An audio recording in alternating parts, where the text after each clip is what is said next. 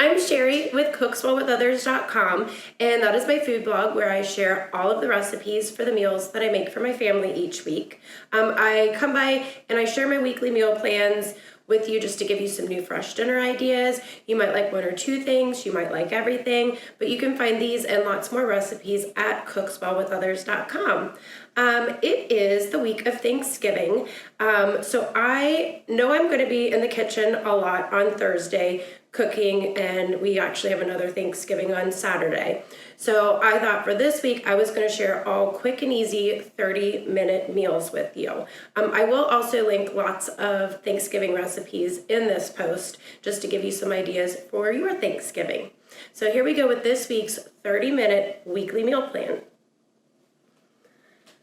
For the first 30-minute meal, we have a grape and blue cheese flatbread. There's an option to smoke those or make those in the oven.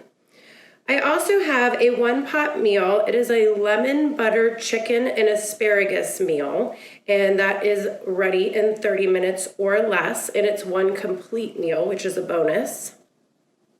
I also have a blackened salmon Caesar salad. This one takes a little help from the store and uses a Caesar salad kit. And so all you really have to do is make the blackened salmon.